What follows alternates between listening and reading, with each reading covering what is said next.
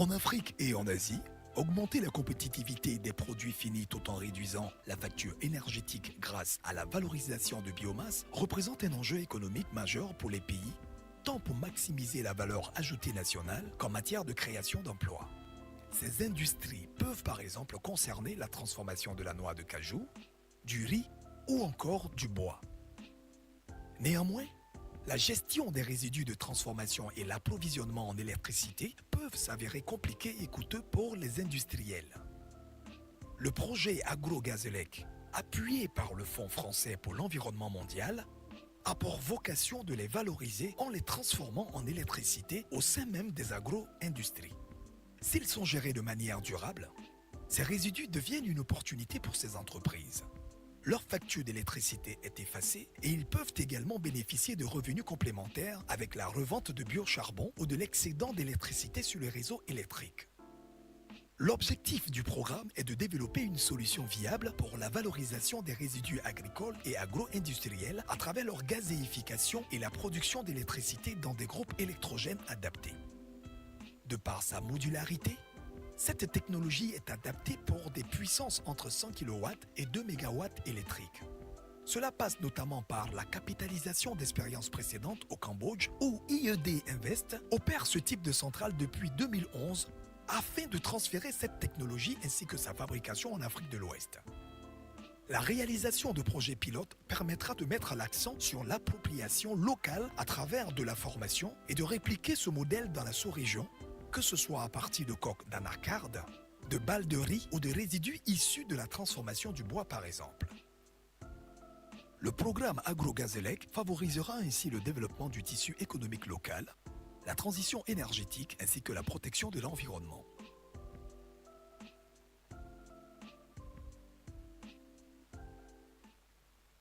MEA was founded in 1993 and listed on the air share market in 2012. MEA is China's leading high-tech enterprise focusing on the R&D and manufacturing of optotronic intelligent identification equipment.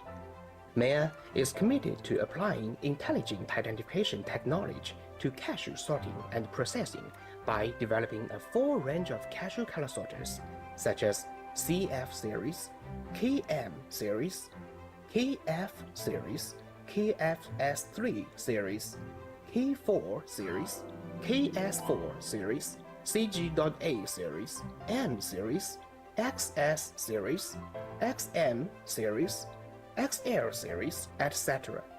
The whole scene sorting solution can be provided to raw cashew separation, whole cashew separation, split separation, broken pieces separation, tester separation, squashed separation, medium spot separation, shell separation, foreign material separation, and so on. MEA brand new cashew color sorter equipped with AI deep learning technology based on massive cashew sorting data can quickly build and iterate deep learning sorting models to break the problems of micro-color difference, mold and spores which are difficult to solve with traditional color sorters, significantly improving the sorting efficiency and impurities such as single spot, multiple spot, micro-color difference, skin, insect spots, mold and wrinkled skin of cashew kernels. In addition, based on engineering design and intelligent manufacturing, the structure of the whole machine is highly standardized and modularized, which greatly enhance the stability and reliability.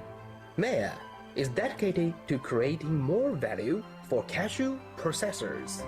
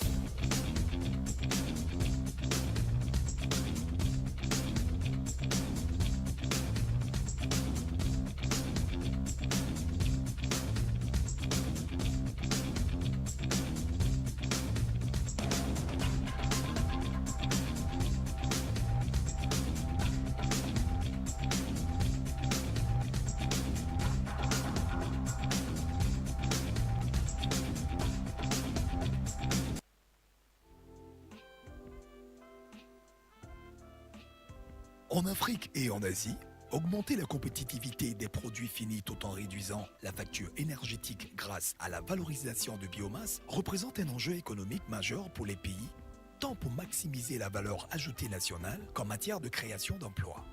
Ces industries peuvent par exemple concerner la transformation de la noix de cajou, du riz ou encore du bois. Néanmoins, la gestion des résidus de transformation et l'approvisionnement en électricité peuvent s'avérer compliqués et coûteux pour les industriels.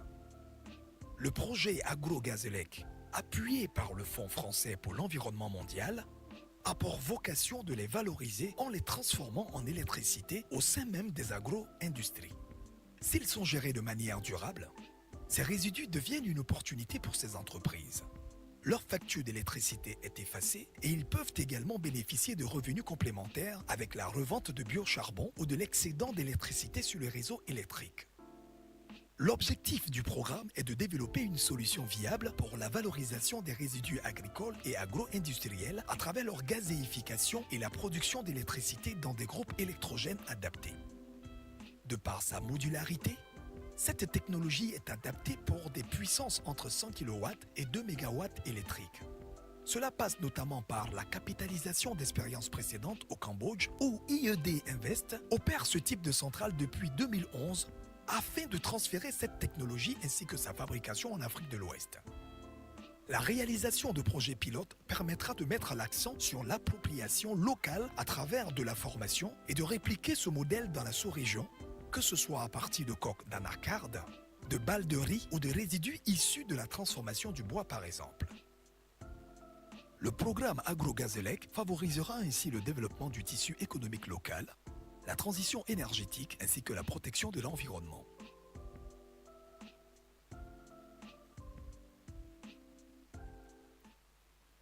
MEA was founded in 1993 and listed on the air share market in 2012. MEA is China's leading high-tech enterprise focusing on the R&D and manufacturing of optotronic intelligent identification equipment. MEA is committed to applying intelligent identification technology to cashew sorting and processing by developing a full range of cashew color sorters, such as CF series, KM series, KF series, KFS3 series, K4 series, KS4 series, CG.A series, M series, XS series, XM series, XL series, etc. The whole scene sorting solution can be provided to raw cashew separation, whole cashew separation, split separation, broken pieces separation, tester separation, scorched separation, medium spot separation, shell separation, foreign material separation, and so on. MEA brand new cashew color sorter equipped with AI deep learning technology based on massive cashew sorting data can quickly build and iterate deep learning sorting models to break the problems of micro-color difference, mold and spores which are difficult to solve with traditional color sorters, significantly improving the sorting efficiency and impurities such as single spot, multiple spot, micro-color difference, skin, insect spores, mold and wrinkled skin of cashew kernels. In addition, based on engineering design and intelligent manufacturing, the structure of the whole machine is highly standardized and modularized, which greatly enhance the stability and reliability. MEA is dedicated to creating more value for cashew processors.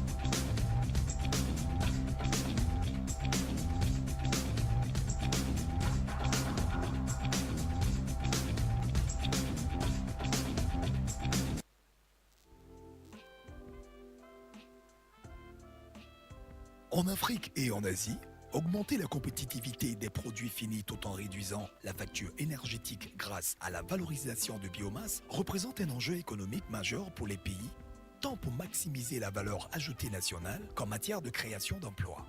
Ces industries peuvent par exemple concerner la transformation de la noix de cajou, du riz ou encore du bois. Néanmoins, la gestion des résidus de transformation et l'approvisionnement en électricité peuvent s'avérer compliqués et coûteux pour les industriels. Le projet AgroGazelec, appuyé par le Fonds français pour l'environnement mondial, a pour vocation de les valoriser en les transformant en électricité au sein même des agro-industries. S'ils sont gérés de manière durable, ces résidus deviennent une opportunité pour ces entreprises. Leur facture d'électricité est effacée et ils peuvent également bénéficier de revenus complémentaires avec la revente de biocharbon ou de l'excédent d'électricité sur les réseaux électriques. L'objectif du programme est de développer une solution viable pour la valorisation des résidus agricoles.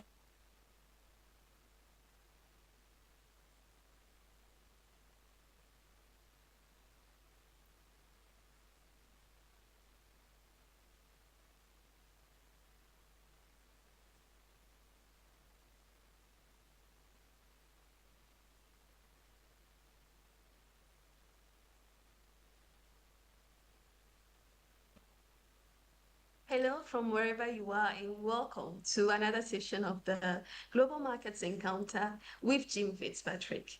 The session is available in both French and English, and you can access your preferred language via the globe icon on the bottom left side of your screen.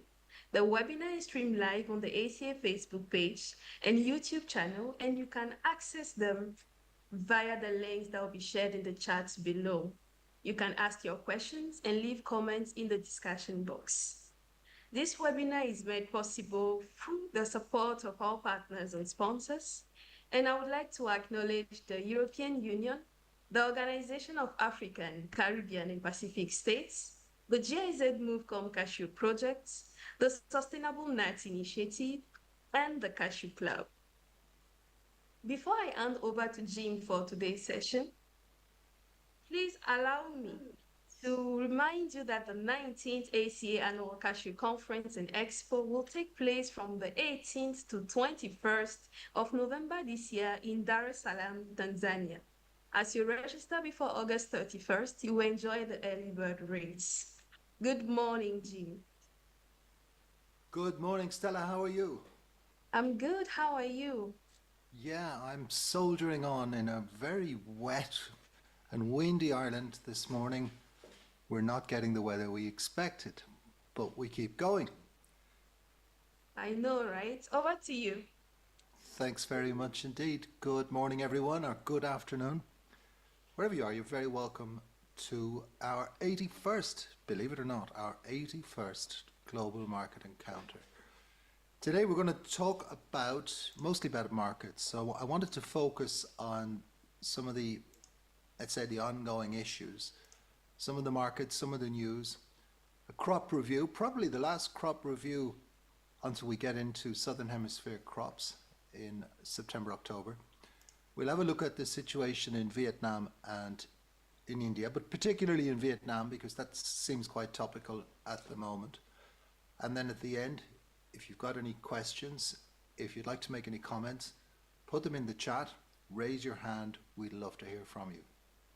So let's get on with it and let's have a look at some of the markets and some of the trends.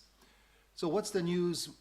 Well, I think generally speaking, we can say the kernels market remains a little bit quieter. Prices on kernels have drifted down a little bit, but only from some suppliers, mainly in Vietnam. But there have been some drops in prices from smaller and mid-size shippers. More about that a little bit later.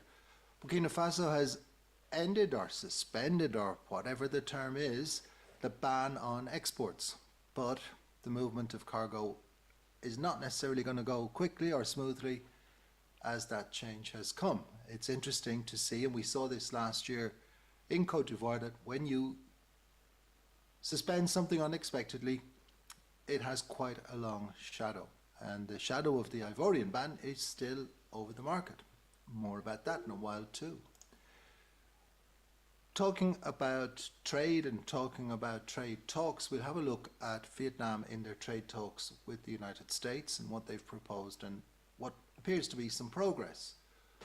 Raw nut prices are lower and the export of raw cashew nuts from West Africa is slower.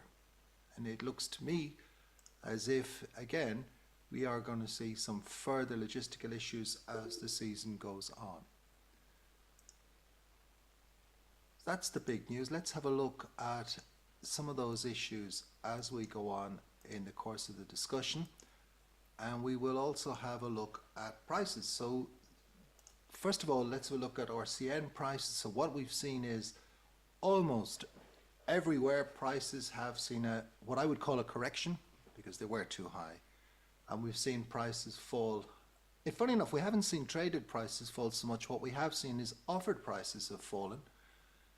So traders, exporters are a little bit less optimistic on the prices they can make. And their buyers are doing, well, they're doing what buyers do when prices fall. They're backing off a little bit and they're taking their time. So what's interesting too, I think, to note in the light of the international market is that the minimum prices at the farm gate, well, it's broken, isn't it? It's just not been possible to maintain these prices as things stand.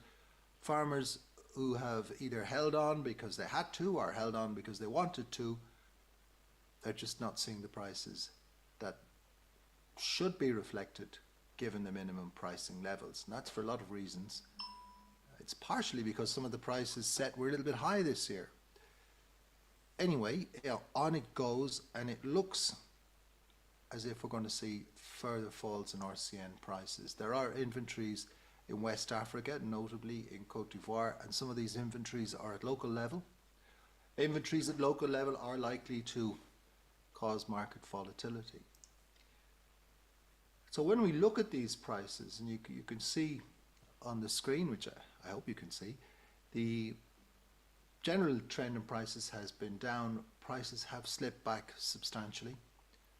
And these prices, if you calculate them, and you look at the situation in India, most of these prices just about work for Indian processors if they're reselling in India at the current prices and at the current currency rates, which is also a factor in India where we have seen some volatility in recent weeks.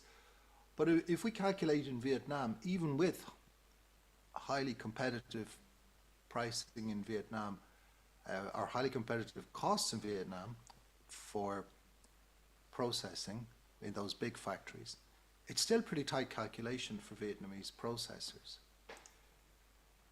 Therefore, and not surprisingly, buyers continue to take their time. There's likely to be a bit of business, I think, on these lower prices, but no real rush for buyers. Or is there? We're going to have a look at that in a little while and just see exactly what the timing is that buyers might need in order to hit their demand and hit their deliveries. What about kernels? Well, kernel prices have been quite steady. As I mentioned, we have seen a little bit of a, what do we call it? It's not a dip, it's a slippage. It's just very slight movement downwards in the market, slight change in the sentiment, but it's mostly from Vietnam and it's mostly from small to mid-sized processors. I think it might be about cash flow, it might be about inventory. Interesting to see where the next step on that is. There doesn't seem to be any justification in lower kernels prices, either from demand, which is still resilient, either from RCN prices, which are down, but still not quite in line with the kernels market, at least with the lower end of the kernels market. What is also interesting, I think, is that we're continuing to see prices from African processors maintain their premiums. So still significant premiums for high quality, closer to market, at least if you're in the West, or if you're in East Africa, closer to the markets in West Asia, or the Middle East as it used to be called. And when we look at that, we see good reason for the maintenance of these price premiums in the African cashew processing sector. So it is down a little, but it is certainly a lot different to the situation in Vietnam, which looks a bit weaker. Now let's have a look. Let's put a bit of perspective on cashew prices, because a lot has been said about the impact of higher prices this year on demand.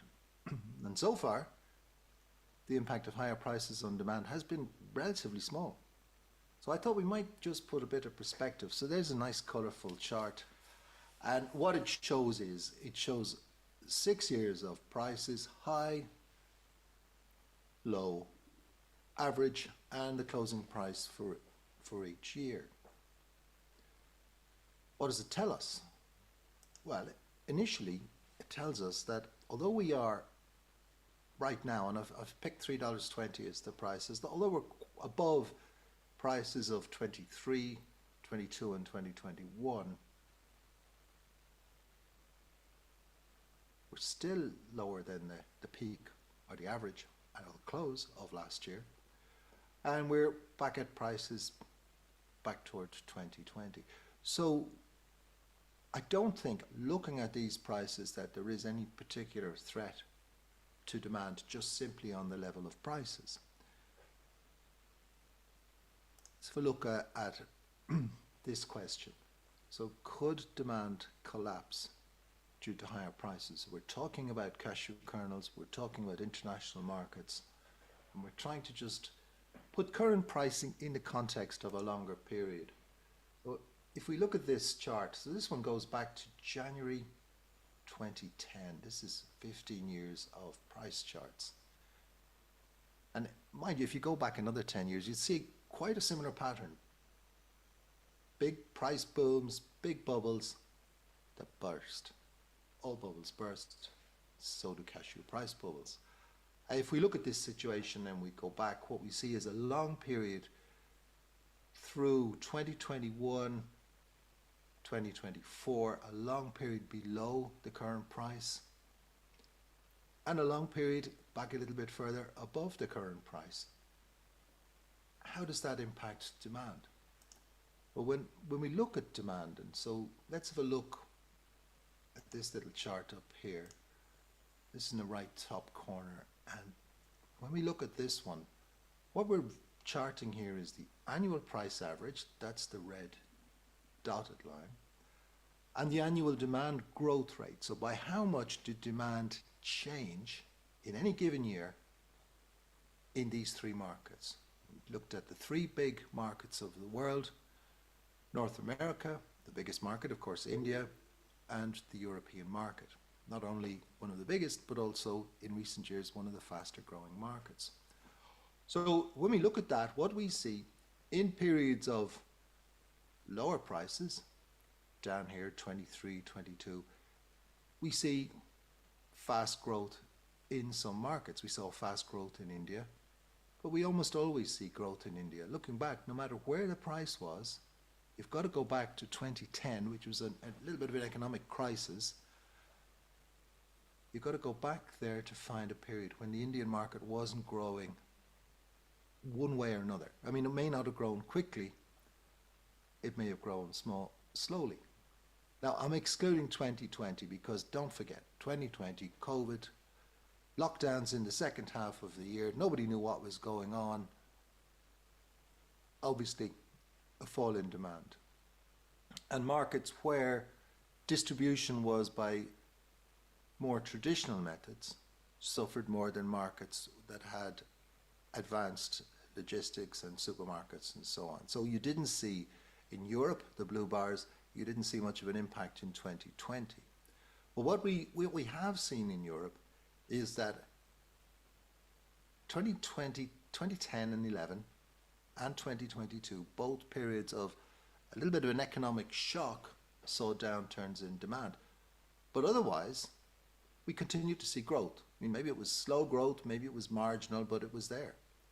In the United States, you would probably say the United States is a bit more price sensitive than Europe, and definitely more price sensitive than India, because we saw back in 2016 as prices rose, demand growth slumped, a little bit of a recovery the following year, and then again 2018. But we saw fast growth during COVID, and we saw fast growth if we go back further, 2012, 13, 14, a kind of a recovery in demand. So do prices at these levels pose a really strong threat to demand? I don't think so. I don't think so in any markets. And if we want further evidence, have a look at the longer term trend of cashew demand. So this is for all countries. So this is India consumption plus imports around the world. And what we see is steady growth. So over the past 10 years or so, about 5% growth per annum. Drivers in there have been European Union, where we saw fast growth. Western Europe generally, we saw fast growth. We saw very fast growth in China, and we saw steady growth in India. A little bit more volatile at times, but steady growth in India.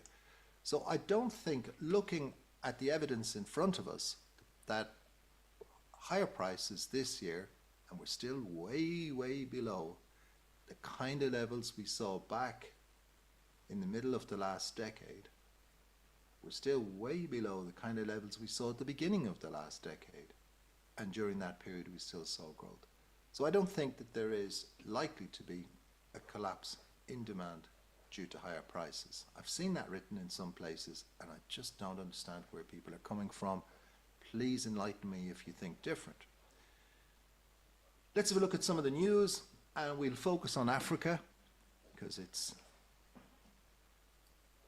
now, by far, the largest producing region in the world. By my calculations, about 58% of the world's cashews will be grown in Africa in 2025.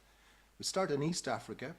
Interestingly, in Tanzania, now this is not official, this is not public, but this is the feeling I'm getting chatting to people. We're beginning to see that there are some signs of concessions or renegotiation or help for processors. And I fully believe that Tanzania will see some really successful processors emerging in the coming years. Some of them are already in business. And we will see high quality cashews coming from there with a little bit of help from the Cashew Board of Tanzania to make life for processors in the supply chain better, and in doing so make life for farmers also a little bit better. What's good news and what is public is, of course, that the inputs distribution system seems to be working quite well. Production in Tanzania is highly sensitive to the availability of inputs for farmers. If it does work well, particularly sulfur, we're going to see a big crop from September onwards, and the outlook for that looks particularly positive this year. It could be bigger than last year's crop. Mozambique also really positive news, and it's not so long ago, it's a couple of years back, we were looking at East Africa and thinking this is going to be difficult times. Now we're looking at Tanzania with a big increase in production. We're looking at Mozambique with increases in production, and IAM, the Institute of Nuts in Mozambique, reports a record production. Now they report production up getting close to 200,000 tons. I'm not so sure about that. A number of people in the trade will have a discussion about that, I'm sure. But what we do know is that exports around about 78,000 tons of RCN. That is a big number compared to recent years, and it looks like a good job is being done to develop the Mozambique cashew sector. Processing is also recovering. I'm a bit concerned about that. It's great to see processing back on the road and growing in Mozambique, of course. I'm a little bit concerned that it's built on the export of Burma kernels. And Mozambique is encouraged to do that by a good trade agreement with China and by opportunity to ship and sell to Vietnam. But I'm not sure that's the way forward. More than 50%, getting on for 60% of the processing was exported to Vietnam last year, and that means potentially a volatile situation. If that market closes, it closes, and what are the alternatives? So we need to be careful when we look at that. Let's have a look at some of the news from West Africa. We'll start in the east of the region. Looking at Nigeria, okay, season's ending. Probably not as good as we thought it might be. Maybe it's getting on for 300,000 tons. People were more optimistic than that early on. Second crop rains spoiled the party a little bit. It's interesting, I did an interesting webinar last week for, well, I won't say it's interesting. People who attended the webinar said it was interesting, and they raised some very interesting points. One of the things they raised was more support in the regulatory system for processors and looking for a sourcing window. There is redundant capacity in processing in Nigeria. It is a shame that some factories that have been recently built and are modern are not being used to their full capacity, and there's even one or two that aren't even being used at all. So processors looking for an opportunity to influence the government to give them a better chance to source their raw material early in the season. It's a complex country, it's a huge country, there's massive opportunity in Nigeria. It'll be interesting to see if the government does decide to offer some assistance to the development of the cashew sector. Personally, I think they should. In Benin, still supply chain problems continue. This ban on the export of raw nuts is always going to be problematic, and so it continues. No surprise there. I'd be surprised if the country meets its processing target this year. I hope it does, but it will be surprising if it does. Burkina Faso has ended the ban, as I've already mentioned. Slow movement of RCN to be expected for the moment. In Ghana, okay, so the Ghana season is coming to an end. We have a lot of things happening in Ghana in some senses. There's been big changes at the Tree Crops Development Authority. It'll be interesting to see how the policies will be implemented from here on in. There's a lot to do in the sector, but there's also a lot of opportunity there. Prices have fallen. Actually, prices have crashed. Too high in the early part of the season, probably too low right now, but then there's not that much material left. So it is interesting to see how that will go. I think there's a lot of lessons in this season for the coming seasons ahead, as production will grow, and perhaps in the right conditions, investment in processing will too. Côte d'Ivoire, prices at the farm gate falling, qualities declining. That's down to the weather, that always happens. There are stocks with the farmers, there are stocks with local traders.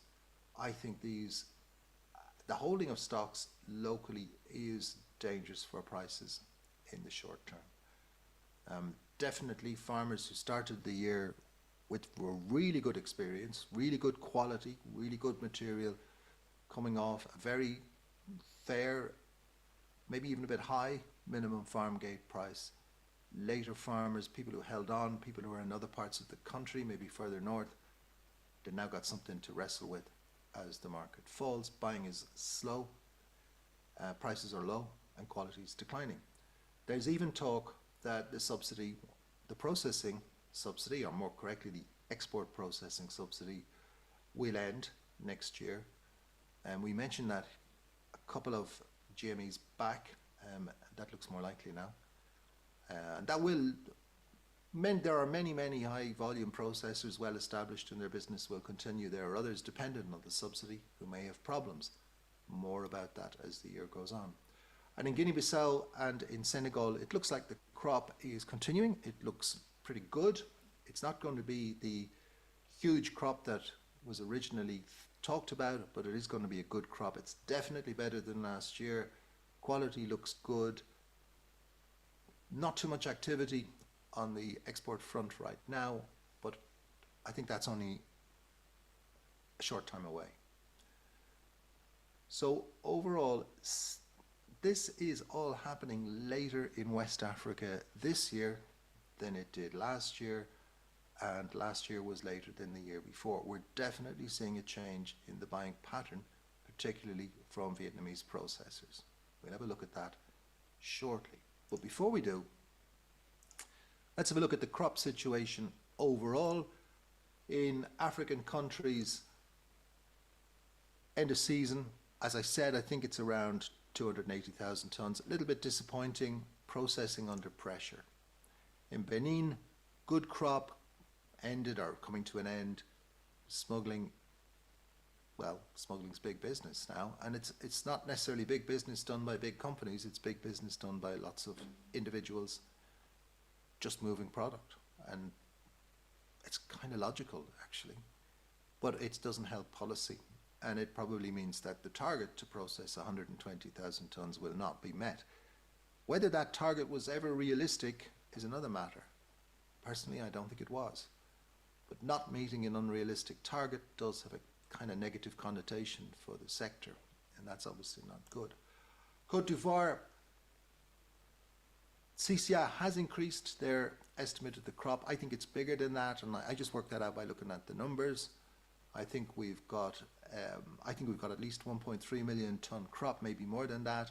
There's inventory still around, the quality is falling, the market's below the minimum price.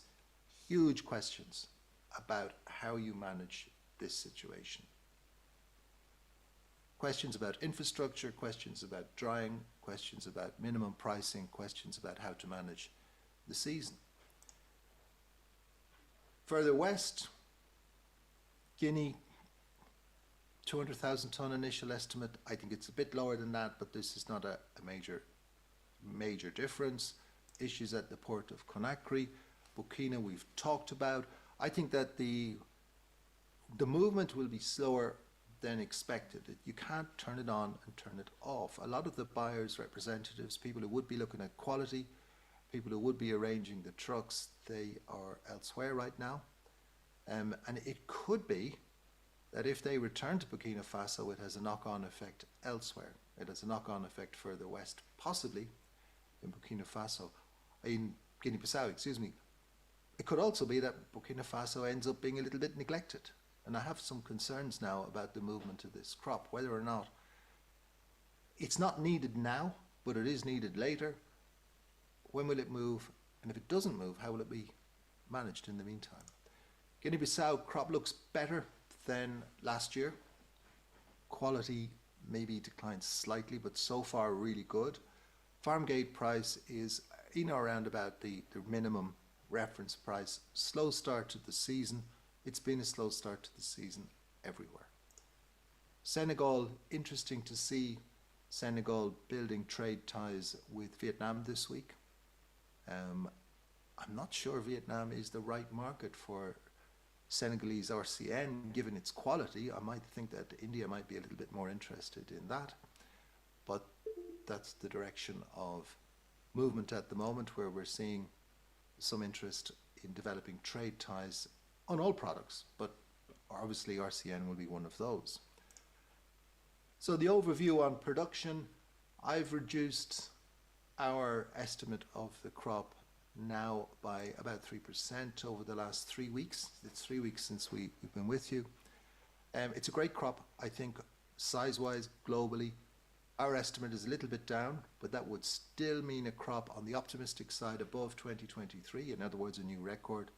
And on the pessimistic side, better than last year, approaching the level of 2023. We've marked our estimate down because we think the Indian crop is a little bit lower as the monsoon has started a little bit earlier. There were concerns in some areas anyway. Nigeria, I've mentioned. Guinea-Bissau, again, a good crop, but a little bit lower than our earlier estimates. So we're talking here not about reducing crops, we're talking about adjusting estimates. It's a different thing, and it's just a way to keep track of where things might go. And some concerns on Burkina Faso. So there's two things going on here. One is concern about the shipment and movement of the raw cashew nuts to market. And the other aspect is slightly adjusting numbers based on weather conditions. So for example, with India, early season we were looking at an estimate of 775,000 tonnes. Now we're thinking 725 to 750. Slight adjustment. You do that in a number of countries, it marks it down. Nigeria, early on people talked about 350,000 tonnes. I wasn't ever quite a believer in that, but it looks like it's below 300,000 tonnes in total. Very difficult in Nigeria because of the cross-border movement from Benin and because of the nature of the sector. So overall then, outlook for the year on production, we think it's a good crop in most countries in Africa. If we'll compare it to any other year, it's a really good crop, maybe close to 2023. Cambodia, didn't mention Cambodia yet, but Cambodia continues. We look at the shipments into Vietnam, 760,000 tons by the end of April. This looks like a pretty good crop. I still think that this could be the second largest crop after 2021. So that means above 825,000 tons. India, better crop this year, definitely in most places. Monsoon a little bit early. That has an impact, as I've mentioned. And the big concern for me now is not so much the size of the crop. I think that's been established within parameters. It is, how does this make it to market? I don't see any question of a shortage, don't get me wrong. What I'm saying is, it's the impact, the economic impact in African countries and West African countries of not moving the cashews, both in terms of the reduced value due to decline of quality, exposed to rain, poor drying, poor warehousing on the one hand, and the possibility that it ends as a carry-in stock into next year, which is not great to see and will definitely damage the quality reputation over time. So good crop outlook, still some questions to be answered. We're now just at the end of May. We're going to get most of these questions answered in the next 3 to 4 weeks. Let's have a look at Vietnam. So Vietnam is the largest exporter of kernels, the largest processor of raw cashew nuts in the world, and the biggest importer of raw cashew nuts. It is the fulcrum around which the world cashew nut market moves. And if we look at Vietnam, we can see everything that's in cashews: small factories, large factories, automation, trading, speculation, food safety, lack of food safety, you name it, you can experience it in the Vietnamese cashew sector. So let's have a look first of all at the current import situation. So focusing in on imports so far, so I've just put figures down for the 15th of May. So this is January, February, March, April, and the first 2 weeks of May to the 15th. It looks good. Got 1.176 million tons imported. That's higher than any year on record. So from a situation where we were looking back in January and February particularly, where the figures were not keeping up, March, much lower than March of 2024. By the time we get to April, it's way ahead. And of course, what this is the Cambodian crop is much later than it was previously. So we saw huge import figures during April from Cambodia. We've seen a positive start to May. We don't know which countries specifically because we don't get numbers for the first 2 weeks by country, but we do know that imports are up again in May, and we see a change in trend. So early in the year, reasonable numbers for January and February driven by East Africa, and then Cambodia kicked in April. Let's have a closer look at that. So here's Vietnam's imports from major origins. I've taken 6 major origins, January to April. And if we look at it, what we see is declines in African countries, declines from West African countries. Cote d'Ivoire down 84% compared to last year, down compared to any year.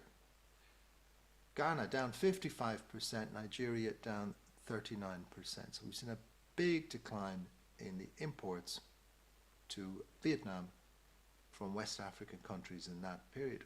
But we've seen an increase, marginal increase from Indonesia, a major increase from Tanzania, and a steady increase from Mozambique compared to 2023, but a huge increase compared to 2024. This is big news. So the question I'm asking is, are Vietnamese processors, are they sending a message to West Africa?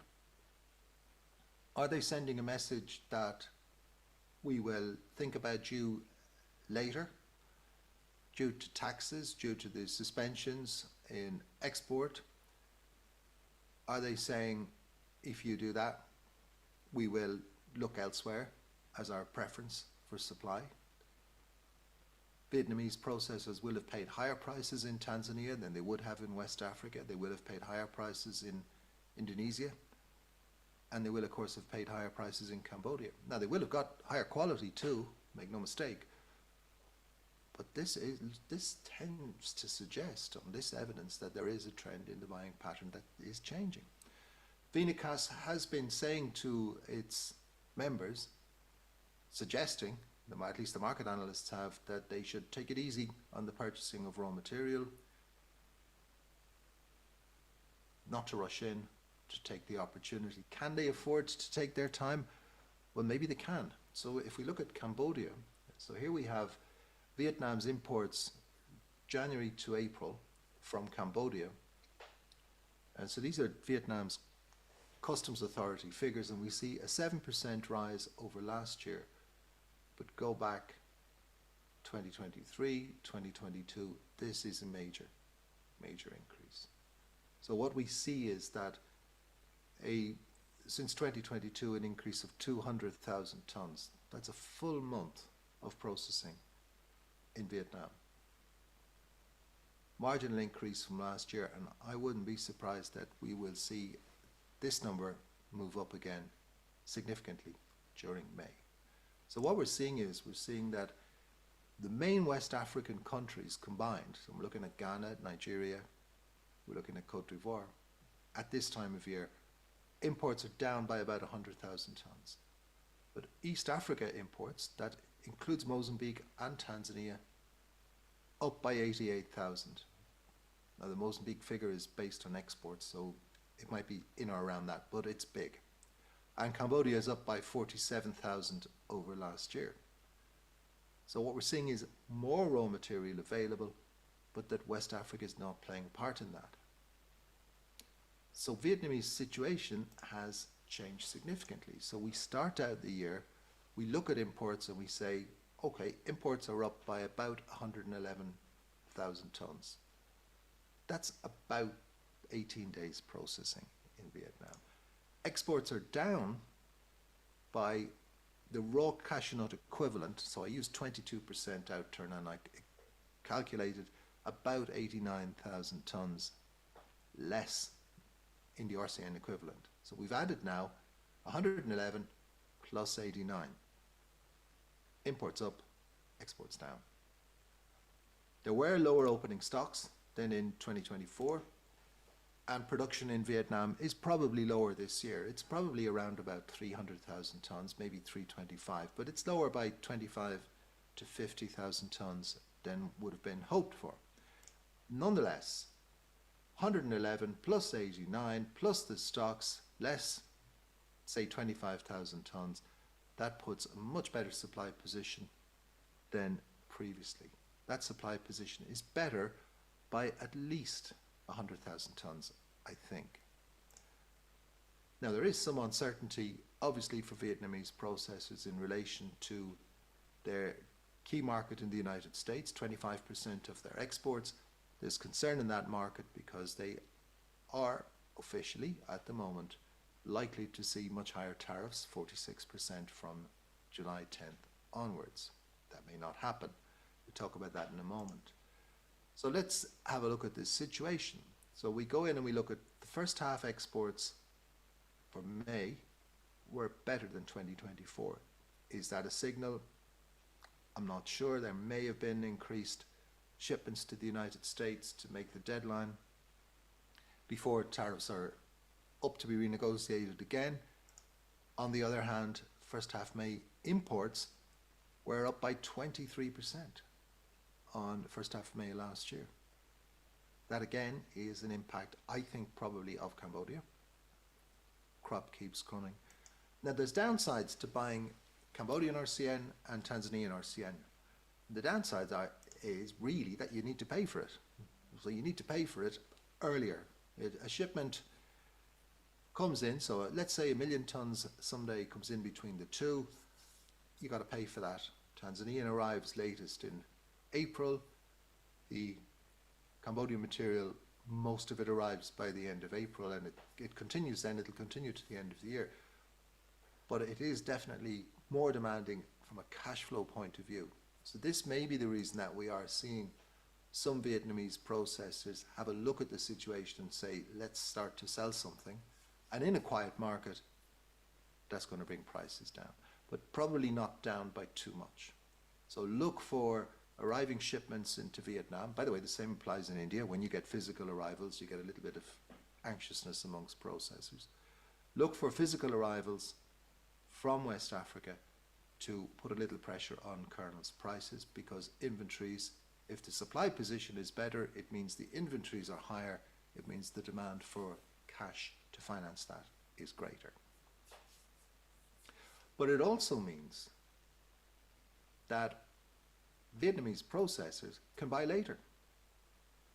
If you've got 130,000 from Tanzania, if you've got 760,000 from Cambodia, it means you can push off your decision making on West Africa later, and that's exactly what processors have been doing. And in the last 2 weeks they have been rewarded for that as prices have begun to fall. Now they need obviously to look at the calendar to see when they will need material. But if their processing is around, let's say 180,000 tonnes a month, they probably are looking pretty good until the end of July. So that means they need to start thinking about making decisions. They will be looking at exports as well, just to see how long the inventory will last for.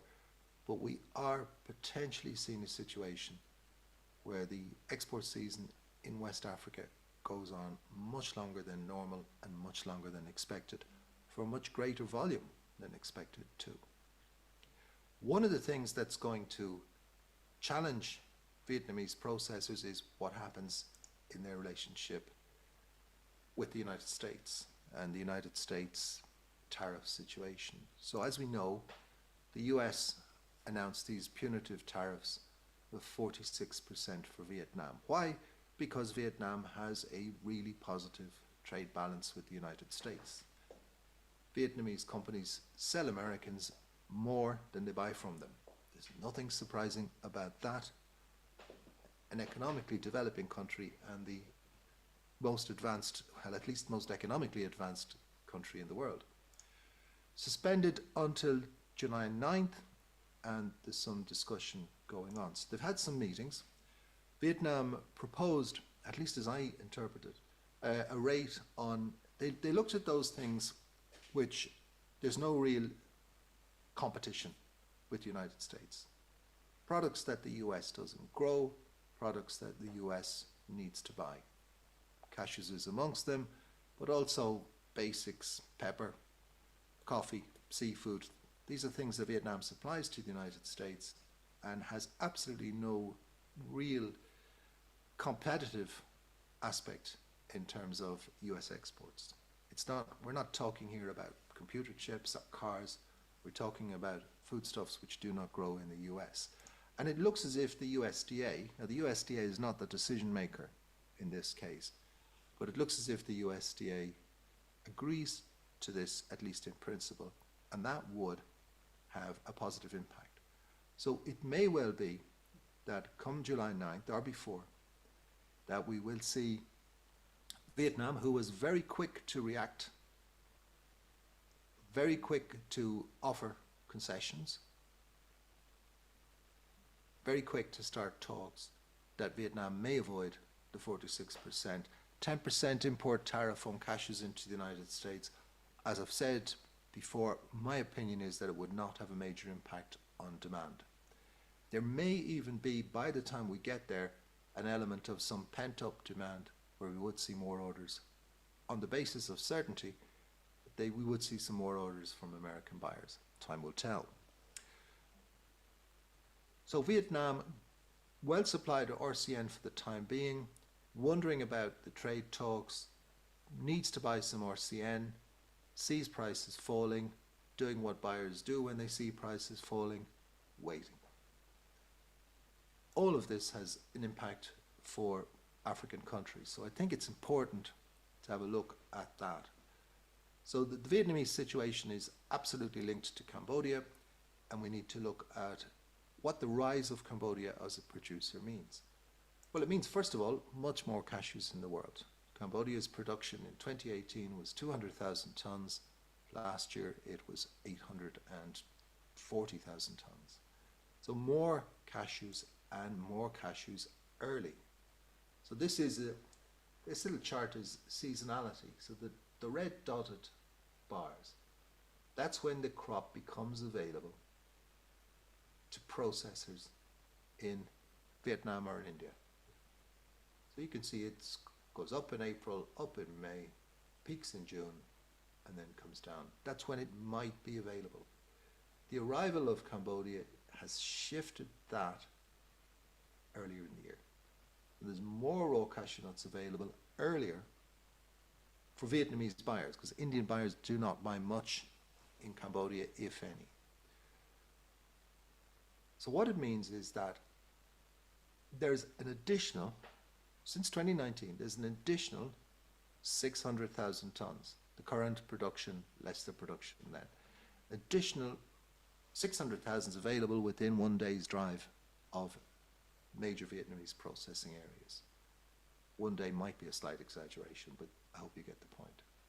It means Vietnamese processors can come later to the market, and it means it sets up a situation where they have kind of trading options. So you can, I was a trader, and what we used to do sometimes was leave a supplier with some stock until they got a little bit anxious to move it, and then we'd come back and have a chat with them. Meantime, some other supplier would be waiting for the orders. So this trading option, I'm not saying that was a very good practice, but it was the practice back in the day. The option is there now. Leave material in West Africa, buy from other origins, wait till it comes under pressure. What's the area that's most under pressure? Of course, it's West Africa, because why? The lack of infrastructure, difficulty with access to finance. And we've known this for years. We've known this for at least 20 years, that this problem exists. It's just getting bigger. And the arrival of Cambodia has made that problem more difficult. If we look at policy and regulation in West Africa, what we're seeing is the impact of some of those changes. So when buyers come later to market, it may be because they're unhappy about the trade regulation. So people in Asia may well see the actions of West African governments as protectionism. They may well be unhappy with these ad hoc suspensions, especially the ad hoc suspensions. Just bringing a suspension in at short notice doesn't actually protect the processors in the origin country, but it does really make market and marketing difficult. So my question is, are they sending a message? Are processors, deliberately or otherwise, sending a message to governments in West Africa that they need to regularize the way they manage the market? If buyers do come later to the market, and we know they're coming later to the market because you can see this chart I showed you earlier, imports to Vietnam are later. It has big impact. It has a big impact when buyers come later to the market. More warehousing is needed, but it's not there. It impacts on the cash flow. So whether that's a farmer who's unable to sell either at the price or at the time and doesn't have a place to store the raw cashew nuts, or it's a trader, or it's an exporter, more working capital is needed. And the weak infrastructure, lack of warehousing, lack of drying yards, is linked to quality. As we know, you need to dry cashews properly, and you need to dry them soon after harvest to make sure they're right quality. So it is having an impact on quality. So we will see lower quality as a result of later buying, and of course then we'll have an impact on prices. So if you don't have the cash to finance the stock, you need to do one thing, and that's sell it. And it may well be that at any given moment, the price you can sell it at is the time not of your choosing, and that drops the price down. So managing policy in a time of surplus, it's a technical surplus. I'm not saying that we've got a big surplus of cashews in the world, but there is definitely a technical surplus. Managing a market in that environment is very different to managing a market in a time of shortage or very closely matched supply and demand. So some of the mechanisms of the last decade, when supply and demand was tightly matched, are much less effective now than they were then. So we see the result of some of these regulations is that processing is growing, which is absolutely fantastic. But so is production. That means you may have more processing, but you may also have the same volume of raw cashew nuts available in the market for export. Therefore, there's a need for infrastructure to store that. And that's been known for many, many years. But it is still a challenge. This means it becomes much more difficult to enforce minimum pricing. Look at Cote d'Ivoire, look at Ghana, look at Benin today, and you'll see evidence of that. And it's much more difficult to enforce bans on export. Look at Benin, look at the level of smuggling. Go back 3 years, look at the Guinea-Bissau-Senegal border and how product was slipping across. Now, some of those issues have been addressed, some of them haven't, but we are looking at an impact of the arrival of Cambodia, the realization by Vietnamese processors of their buying power, the creation of the surplus, and the reaction of governments, particularly in West Africa, where they, in response to surplus, they bring in more regulation, they bring in higher farm gate prices, and that is threatening the development of the sector. Is there a chance of raw cashew nut prices collapsing in West Africa? Absolutely there is. Absolutely there is in this current situation. And it won't be addressed by further regulation. It'll be addressed by better infrastructure, better marketing, and looking at buyers in India and in Vietnam as customers rather than as adversaries. So look at India. So Indian imports, so again, month by month, over the years, 22, 23 in black, 24 light grey, and in red, current year. Here's the imports. Reasonable start, imports from Tanzania. And now imports have fallen significantly. Imports are down 30% on last year. Production is likely to be up. Opening inventories are lower. They're probably lower than they've been for a few years. But it certainly looks, just on the basis of the supply and demand situation, that float material early shipments is needed. You would have thought that might support RCN prices. I think looking at this, it's a very slow start, but I think that India's demand is likely to be okay this year. Now, there have been a series of shocks. So I'm just calling these shocks. I mean, there's a lot of politics in here, so let me call them shocks. Whatever you want to call them, that's fine by me. First of all, the tariff situation for the US. So India is a major importer of tree nuts. The tariff, the change in tariffs, the negotiation, Mr. Modi visiting the United States, these are all key events this year, and they have had impacts on confidence, on demand. Secondly, when we look at other economic impacts, oil prices, the prospect of inflation, though that has come a little bit again under control, volatility of the rupee, these are all factors related. And we saw that the recent, fortunately short, but nonetheless worrying conflict with Pakistan, and that also is likely to shake economic confidence, likely to shake demand, likely to shake the way forward. I still think that the demographics in India are likely to increase cashew demand this year, but it's not surprising it's had a slow start. I think, and there's other factors too. I mean, we did see quite aggressive buying in Tanzania. We did see a little bit of, I'm going to call it exuberance, for want of a better word, and maybe traders, importers moved a little bit too early on Tanzania. They paid some high prices. They bought a lot of product, which I think they've probably struggled to make money out of, and of course, naturally, that slowed them making their next move. Does India need more raw cashew nuts? Of course it does. If you're looking at a production of 725,000 tons, India needs about 900,000 tons this year. plus whatever the growth would be. Only a fraction of that has been imported so far. So there's still buying to be done. Will Indian buyers come running to the market? Seems unlikely. They'll take their time. They'll look for product. You would expect Indian buyers to look for the quality product first. So we might see them in Guinea-Bissau in the not too distant future. Overall outlook from my perspective, I think, firstly, if we look at this global situation, I expect RCN buyers to remain fairly calm, but time is running out a little bit for them. I think there will be logistical pressures. I think we will see demand coming in waves, and therefore there will be a little bit of a difficulty getting everything to the port. I think there's a chance that some stuff will remain left in West Africa at the end of this year. We see the farm gate prices below the minimum. This is not good news. It's not good news for governments. It's not good news for farmers, more importantly. Not an awful lot can be done about that. Enforcement is very difficult in that situation when buyers have alternatives, and they have.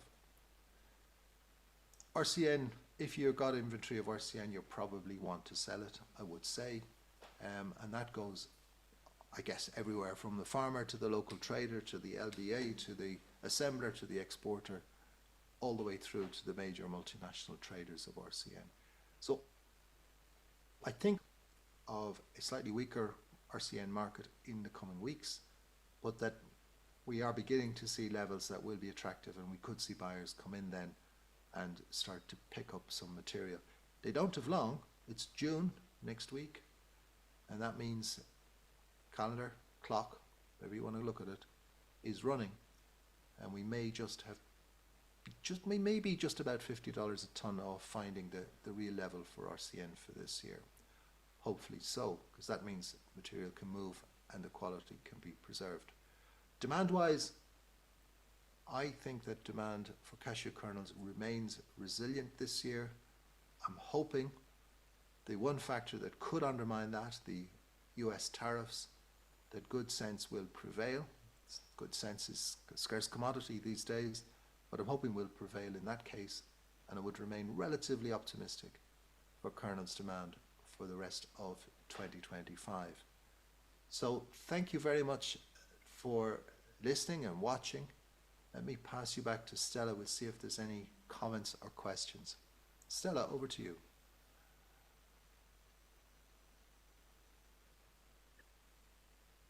Thank you for the presentation. Yes, we have questions.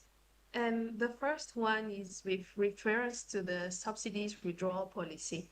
Could you explain the potential consequences of Trump's subsidy withdrawal policy on the value addition of the RCN sales and processing in Africa? Well, if we're talking about subsidies, we're talking about Côte d'Ivoire, and we could say, first of all, let's acknowledge that the subsidy policy has been incredibly effective in developing the processing in the country. 60% of the cashews processed in Africa are processed in Côte d'Ivoire. Processing capacity is over 500,000 tons. Last year, I think the number was 344,000 tons. There's no doubt that if the subsidy, or when the subsidy is withdrawn, that some factories who are dependent on the subsidy will decide to reduce, to sell, to go out of business. Now, that doesn't mean that that capacity is lost. It could well be taken over by better managed, better funded organizations. That remains to be seen. But it will be a big blow for many processors. And I think there's maybe about 30% of the processors in the country will be impacted by this. Well, let me rephrase that. All processors will be impacted, but some will be highly impacted and impacted enough in order for them to change their business or perhaps get out of business. So expect a rationalization. No surprise in a rationalization. We're now 7 years into the subsidies. We're 7 years into the boom in processing. A rationalization is always likely. Probably sooner the better. To be very frank about it, because there are factories limping along that really need a complete revamp. So look for the strong businesses to continue, look for some of the weak businesses to fall by the wayside, and look for some changes in ownership in the Ivorian sector. Overall, will it change the trajectory? No. Processing will still continue to grow. Will it slow it down? Definitely. Will it create opportunities for other countries to build their own processing sectors? Yes, I think so. Stella. Jim, this is with regards to RCN price for the mid of June. What is the likelihood of a second wave of international demand, particularly from Vietnam, pushing raw cashew nut prices higher after mid-June? The likelihood of the second wave, I'm not sure it is a second wave, but the likelihood of greater demand in June is very high, almost certain. Lifting RCN prices, not sure it will. I don't think it's a lack of demand. I think that the supply is there. It's a question of doing deals. You need to find the buyer's levels in order to do some business. There's no point in, definitely don't speculate on the long side on RCN. Look at this market as an opportunity to move inventory and trade. Speculation now on the long side would be a mistake. Stella. We have a request for a forecast regarding India. What would be your short-term forecast for June, July, and medium-term for August, October, with an ASEAN having output in between 48 and 50? That's a very specific question.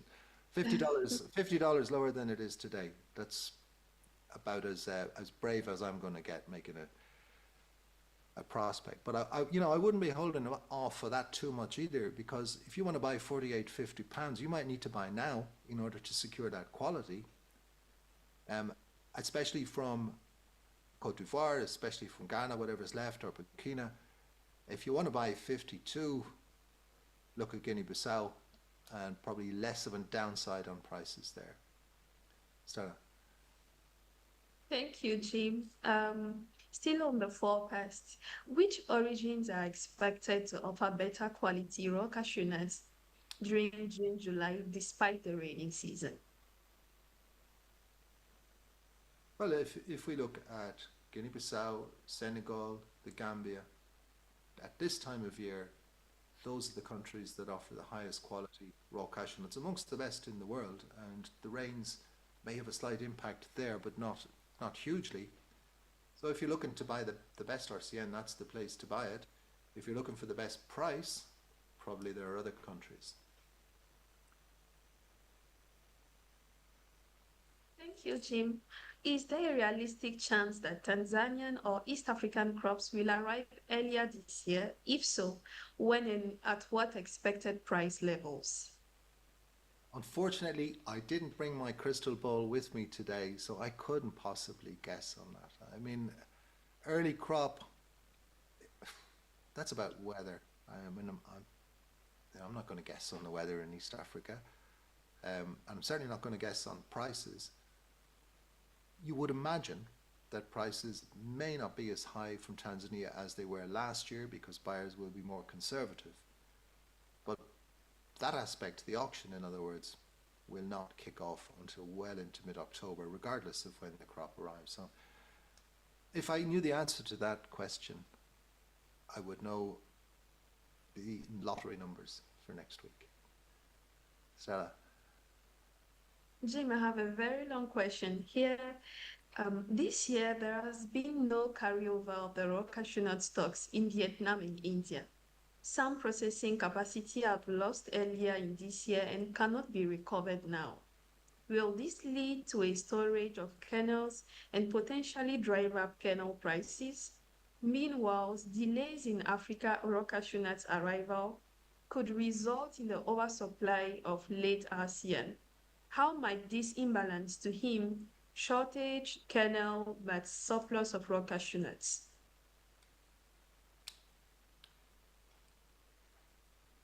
If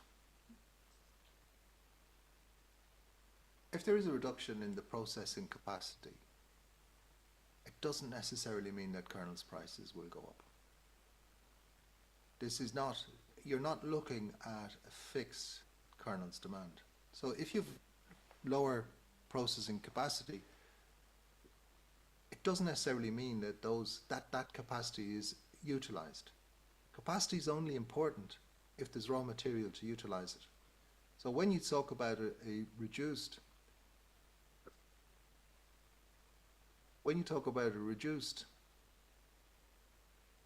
availability of RCN and reduced capacity, you're looking at two related but different things. So I don't think there's any prospect of a shortage of kernels, because processing can be switched on and switched off. If you wanted to process at a price in India, you can process whatever you want. You have redundant capacity of processing in West Africa. You have plenty of processing capacity in Vietnam. So I don't really see a problem, but I think it's a good point that there has been reduced capacity. But also, if you think the capacity lost in the early part of the year cannot be used now, but the demand that wasn't there in the early part of the year, that isn't coming back either. So it doesn't really matter. I mean, the cashews that people didn't consume in January, they will not consume in July. That's not the way it works. So the capacity that wasn't used in January will not necessarily be deficit in July. That's an interesting question, the more I think about it. Well, back to you, Stella. Thank you, Jim. During your presentation, your crop update for Africa did not show figures for East Africa. Revelia would like to know why.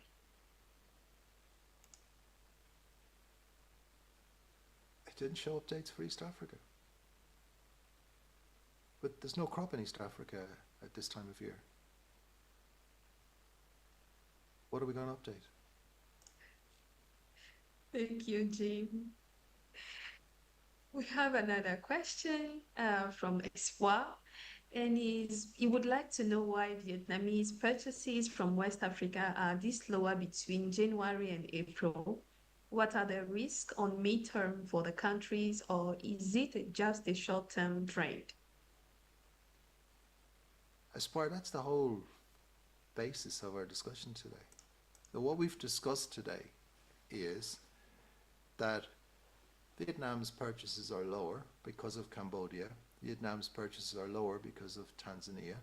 We've discussed that Vietnam's purchases are lower, or are they sending a message, inadvertent or otherwise, to West Africa with regard to the regulation of the sector. The risks for the countries are that they'll be left with lower quality raw cashew nuts because of the lack of infrastructure. Is this a short-term trend? Definitely not. It's been going on. The infrastructure issue has been there for many, many years. The issue with regard to later buying from Vietnam, that is something that's probably permanent, simply because we have a situation in which Cambodian production is there to stay and is likely to grow in the coming years. Stella. Thank you, Jim. What advice would you give to African industry actors to change the deal? What advice would I give? Well, we could have a whole series of webinars on that one. The first thing I would say is get more in touch with the market, understand better the way the market's working. I would say to governments, try to relate regulation, not necessarily policy, but regulation more to the market, and try to be more in harmony with the market. I would say that consider the position of the development of processing on a much broader basis, that not only do you need to develop factories, but you need to develop a supply chain to suit those factories. That means an infrastructure. It also means that, and I think this is a key situation, in the drive toward greater processing in West Africa, it needs to be recognized that 100% processing is unlikely to be attained anytime soon, that production is also rising, and that therefore buyers of raw cashew nuts are an important part of the equation. Work with them rather than creating a situation. It would be easy for someone from the outside to look at this today and see, well, this seems to be a rather adversarial position where the biggest customers, and it's still they are the biggest customers, the buyers of RCN, they're being treated as second-class players in the market, but they are customers, and we do need to find a compromise so that the development of processing can continue without impacting the RCN trade, because ultimately the RCN trade is going to impact farmers. And isn't the whole nature of this regulation to support farmers and to help them, the poorest people in the chain, to do better and to improve their livelihoods? There's a snapshot of some advice. I like to discuss this fact, so maybe someday we'll have another look at that when we talk about African government policy. Thanks for the question. Back to you, Stella.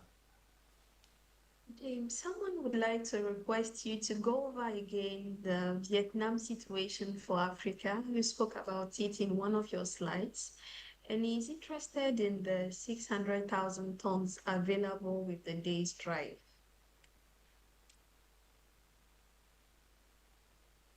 Okay, so Cambodia grows 840,000 tons of raw cashew nuts. In 2019, it grew 200,000 tons of raw cashew nuts. The difference is about 600,000 tons. So what I said was that there's 600,000 tons extra available in Cambodia for Vietnamese cashew processors. So that 600,000 tons gives them something like 3.25 months of processing based on their export figures of last year, which means that they can come to buy in Africa a little bit later. So think back to 2018, 2019, when Vietnam was importing 250,000 tons from Cambodia.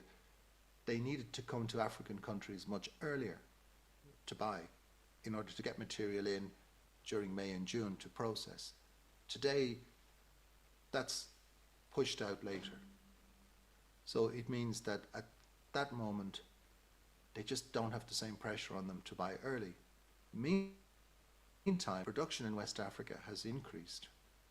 So there's a greater need to sell, obviously, and there's a greater need to manage a warehouse, truck, dry the raw material. So the advent of additional availability in Cambodia means that the pressure to buy in West Africa is reduced. And this is a problem that we're beginning to see materialize now as the Cambodian production increases. But we don't see it in periods when the market's very busy, demand is very strong like last year, but we do see it in periods when demand is slower. Stella. Jim, Tanzania production figures for 2024-2025 season was 528,000 tons plus. Just to keep your records right, this is an input. Well, if it was, then you must have a warehouse in Tanzania full of raw cashew nuts because it hasn't been processed and it hasn't been imported to India or Vietnam. So I would dispute that figure. It just doesn't add up on the trade. Stella. Thank you, Jim. What are the concessions being planned for processors in Tanzania? I can't. What I said was I had heard of discussions that were positive and good moves by the Cashew Board of Tanzania. I'm not going to go into what they are. It's private conversations, but I will come back to that when they become public. Apart from other reasons as to why raw cashew nuts in Tanzania gets higher price than the West Africa ones, someone is suggesting to give the following reasons. 1, maintain raw cashew nut quality. 2, warehouse receipt systems that makes material available after purchase.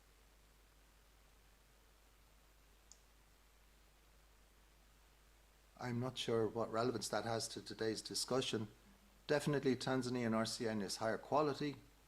It arrives at a period of lower availability and its location. So that gives it higher price. But let's make no mistake here. Tanzanian farmers don't do any better than farmers elsewhere, even though they grow really good cashew nuts. So I'm not sure the warehouse receipt system impacts them all that positively. Stella? There is a question regarding consumption, and consumption can continue in Jan. Will this absorb all the stocks and create shortage?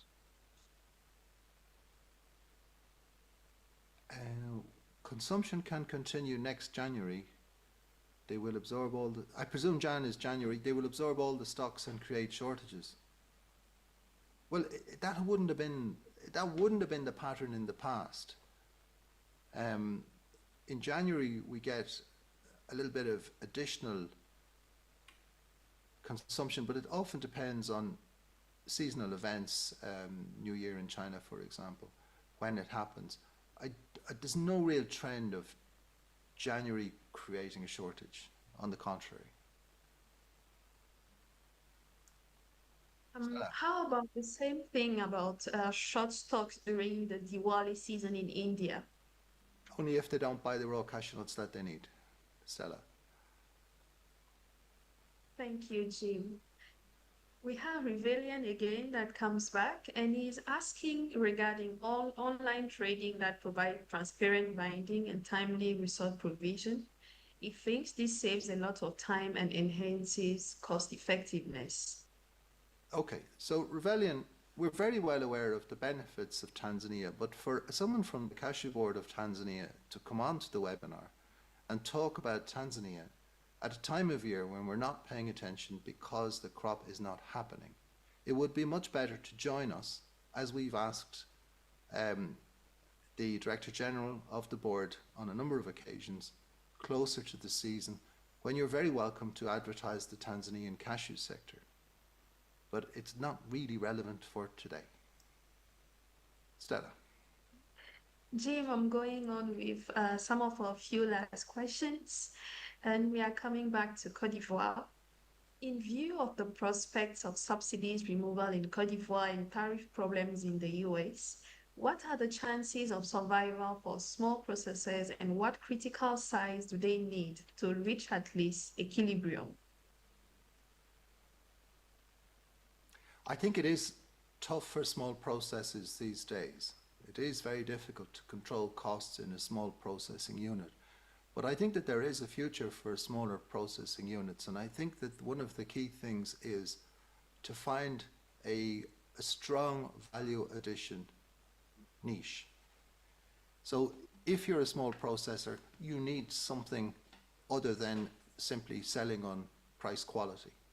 You need to have maybe a certification, maybe it's organic, maybe it's fair trade, maybe it's a particularly good product, maybe it's a consumer pack, maybe that could be in the domestic or even in the international market. So I feel that for smaller processors, without necessarily defining what a smaller processor is, which is another discussion, for smaller processors to thrive, they do need to find ways to add additional value so as to, manage the inevitable consequence of higher costs due to lower scale. Stella. Thank you very much. What should we expect for the next GME on June 11th? I think that we're probably looking at a situation where the markets over the next 2 or 3 weeks will be relatively calm. I wouldn't be surprised if RCN prices fall a little bit lower. We're coming to the end of the crop season, so we've got quite an interesting, at least I think it's interesting, I hope you'll agree, we've got an interesting event on June 11th where we're going to be, actually I'll tell you the story behind it. So a few weeks ago, Herman Utterbosch of Fairmatch Support contacted us and said, have you forgotten about the farmers? And we said, no, we haven't really forgotten about the farmers. We have mentioned farmers on and off, but it's a great question. So we decided to dedicate most of the next GME to the question, has the market forgotten cashew farmers? So Herman and I will have that discussion. And I'm hoping you'll join us for that, because I don't think we've forgotten the farmers, but I think it's a great question. And I think it's important that we pay attention to that question. So join us on the 11th of June for that discussion. And I'm looking forward to that. Stella, you'll be with us then again, I hope, and be able to join in the discussion. Thank you, Jim, for today's session. It was a pleasure having you as usual. It's always my pleasure. Take care, everyone. Thanks very much indeed. And I would also want to use this opportunity to thank all our partners and sponsors, the European Union, the Organization of African, Caribbean and Pacific States, the GIZ Growth Cashew Project, the Sustainable Nuts Initiative that will be joining us in 2 weeks, and the Cashew Club. I would also want you to note that all Global Market Encounter sessions with Jim Fitzpatrick are available on the ACA YouTube channel at African Cashew A. And you can find all the recordings, the 81 sessions recording are available on the ACA YouTube channel. Mark your calendars, like I was saying it at the beginning of the webinar. The 19th ACA Annual Cashew Conference and Expo will take place this year in Dar es Salaam, Tanzania from the 18th to the 21st of November. You can register now to enjoy 40% off all your conference rates. Until the 11th of June, enjoy the networking session. Bye.